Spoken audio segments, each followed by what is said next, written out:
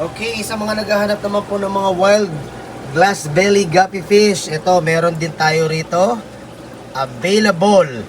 Dito lamang po yan sa stall number 14, Aqualand Alley, Cartibar, Pasay City.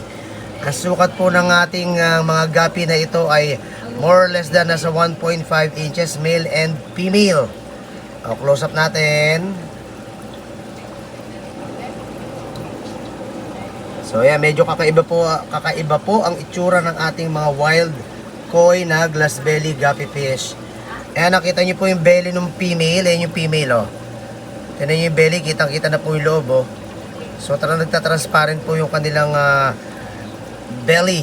Kaya kitang-kita nyo po yung nasa loob niyan. Kaya pagka ito nabuntis, kita nyo agad ang mga mata ng mga baby. Mga baby fry guppy. Yan po itsura nila. So, yan ang female, okay? At ang male po ay yung kaninang nakita natin na medyo long hair. Ayan, yan ang mga female, ayan ang mga male. Yan ang male, ha? Kita nyo naman, oh. Oh, ha? Kakaiba yung pormahan niya, oh. Oh, di ba? So, very, yung itsura po nila. Very unique. Oh. Yan ang male. Okay. Layo na natin.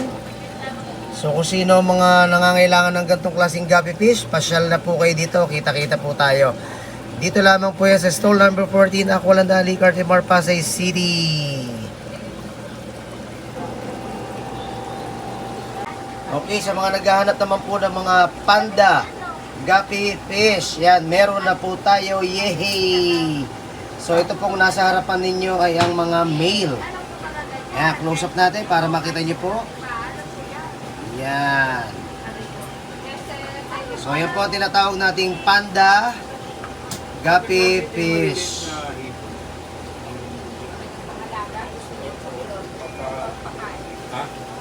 Kakain yung mga dun sa aquarium. Medyo pa po sila, mailap-ilap. Nasa pinakaloob po sila ng tangke natin. Ayaw pa nilang bumugad. Ayan, ang itsura nila. Ayan. Ang dami po nating panda guppy fish dito. Ito po ang mga male, ha.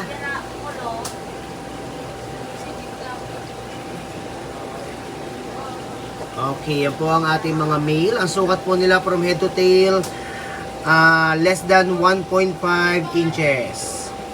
Okay, dito naman sa kabila ang ating mga female. Yan po ang female ng ating mga panda guppy fish. Halos walang kulay, transparent lang po sila. So yan po ang kanilang mga female guppy fish. So sukat ang mga babae, ganun